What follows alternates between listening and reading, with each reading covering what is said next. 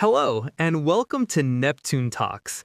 Today, we're diving into a really interesting topic: how to get the absolute best out of SAP, specifically within the automotive industry. Yeah, it's a huge subject. The automotive industry is under so much pressure to transform right now. It feels like everything is changing at once for them. It really is. You've got these innovation cycles getting shorter and shorter, supply chains that are, well, volatile to say the least, and the amount of software in cars is just skyrocketing. Mhm. And all of that increases the operational complexity, especially in production and the supply chain itself. Things just get complicated. Exactly. And the challenge is that the IT systems supporting all of this, particularly the SAP landscapes, often weren't designed for this level of agility. Many of them have, let's say, historically grown. That's a great way to put it. They're fragmented, right? You have all these different pieces that have been added over the years. Completely. And that fragmentation has real costs. There's a pretty startling statistic on this, actually. Did you know that extensions built outside of the main SAP core can account for up to 60% of the ongoing IT costs? Wow, 60% just from the add ons and extensions? Up to 60%. It's huge. It shows how much complexity builds up over time.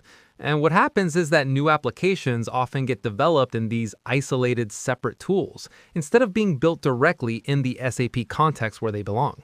Right, which creates data silos and more fragmentation. And I bet a lot of processes on the ground, on the actual shop floor, are still not fully digital. You'd be surprised how many are still partly paper-based. So you have this massive disconnect between the digital core and the physical reality of the factory floor. These grown system landscapes really slow down innovation. So the big question is, how do you fix that? How can these companies rethink their SAP apps to actually keep up? Well, it's about making smart architectural decisions. The architecture of your IT is becoming a real competitive factor. The goal is to consolidate that SAP-related application landscape, reduce that structural complexity we talked about. And create a foundation that's actually scalable and allows for operational speed. Exactly. Leading manufacturers are starting to restructure what's called their SAP execution layer.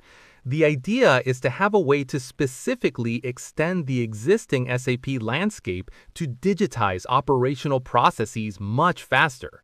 Okay, so an execution layer, what does that actually connect? It connects the crucial parts, the shop floor, logistics, and maintenance processes.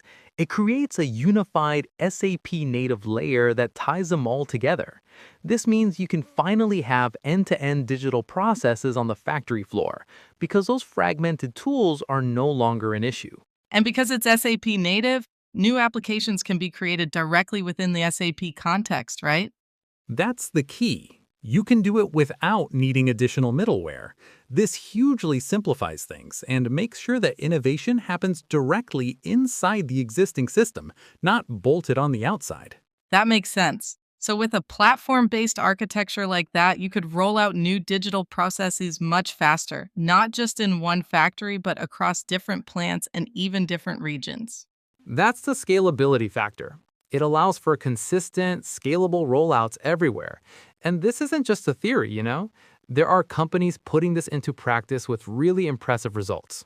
Like who? I would love to hear about some real world examples.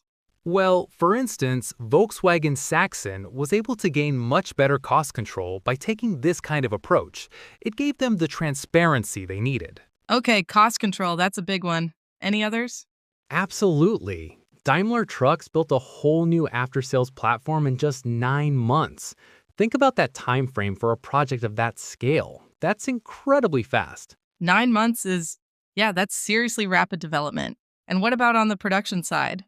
A company called Safran established fully digital SAP-based production processes. So they're a great example of connecting that shop floor reality to the SAP core. So it really comes down to tackling that complexity head on. By consolidating and building on an SAP native platform, companies can digitize faster, reduce that structural complexity, and ultimately innovate where it matters. You've got it. It's about turning that historically grown, complex landscape into a streamlined, scalable foundation for the future. That's how they can handle the speed and demands of the modern automotive market. It's a pretty powerful shift in thinking. It definitely sounds like it. A necessary one, too. Well, that's a fantastic overview of the challenges and, more importantly, the solutions. It is. And of course, there's always more to learn about how Neptune can support automotive companies in this journey.